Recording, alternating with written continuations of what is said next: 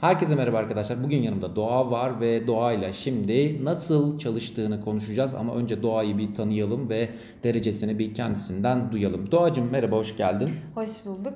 Ben Doğa Akçada.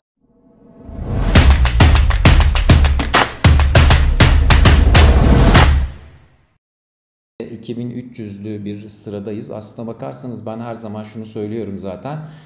Dereceniz yani ilk 5000'in içindeyse, hatta 6000 7000'deyse bile bunu katabilirim çok rahat bir şekilde. Belki de ilk 100'e girebilecek kıvamda olabilirsiniz ki Doğa da öyleydi. Çok iyi bir çalışma yaptı ama Doğa'nın kendine ait bir takım sırları vardı. Yani çalışmasıyla ilgili sırları vardı. Şimdi biz biraz onları isteyeceğiz kendisinden. Doğa mesela, ben özellikle şunu söyleyeyim.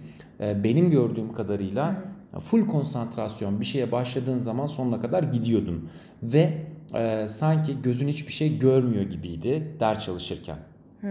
Evet. Sanki bana göre sırlarından biri buydu. Ne dersin? Bunu biraz açar mısın? Yani ders çalışmaya başladığım zaman, daha doğrusu bir işi yaparken tamamen o işe konsantre olmayı seven bir insanım ki başarılı her insanın da bunu yaptığını düşünüyorum. Çünkü ne bileyim, yemek yerken bile sadece yemek yemek, ders çalışırken sadece ders çalışmak, müzik dinlerken sadece müzik dinlemek çok önemli.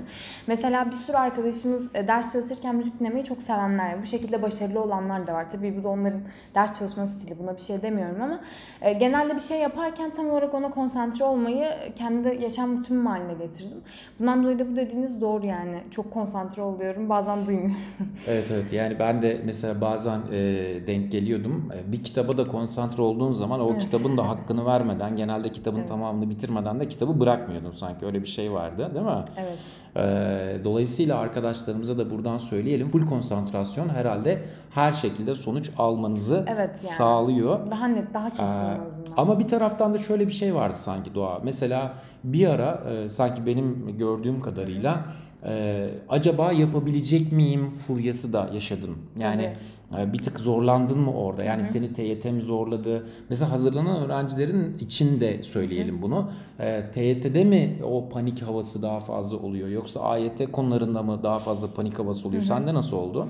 Yani ben sınava son bir hafta kalana kadar TYT'de çok iyi yapamıyordum açıkçası. Yani yılın başında yaptığım derecenin hep aynısını tekrarlıyordum sürekli. Ve hani bu beni çok stres ediyordu. Sürekli TYT çalışıyordum ama yükseltemiyordum. Yani yükseltemiyordum bir türlü. Hani bu biraz daha şeye bağlı. Ama bir hafta kala benim TYT'lerim çok daha yükselmeye başladı. Hani ama AYT'lerimde de çok güveniyordum. AYT'lerimde biraz düşmeye başladı. Yani tamamen biraz daha psikolojinize mi bağlı desem. Yani ne kadar çalışmanız tabii ki de çok önemli. Yani emek vermeniz sürekli bir şekilde çok önemli. Mesela ben TYT'ye çok yoğunlaşmıştım özellikle son zamanlar ve onu yükselttim. Biraz da AYT'ye daha çok baksaydım onu da aynı şekilde tutabilirdim yani. Yaptığım hatalardan bir tanesi buydu mesela. Hani hiçbir zaman pes etmeyin. Yani son ana kadar mesela yükselmiyorsa da çalışın bir şekilde yükselteceksiniz. Yani son anda moralinizi toplayacaksınız. Buna inanabilirsiniz. O zaman paniğin olduğu noktalardan bir tanesi şöyle oluyor. Yani çalışıyorsun ama yükselmiyor.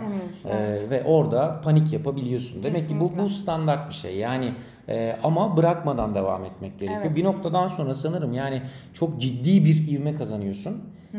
Ama onu kazanana kadar da o mücadeleyi vermek zorundasın. Aynen öyle. Yani bir tarafı bu ama başka sırların da vardı sanki senin. Yani. Başka sırlarım aslında mesela şu çok önemli olduğunu düşünüyorum. Bunun öğrenme tipinizi çok iyi belirlemeniz gerekiyor. Mesela işitsel bir öğrenciyseniz çok sessiz bir şekilde ders çalışmanız sizin için çok doğru bir ders çalışma tekniği değil.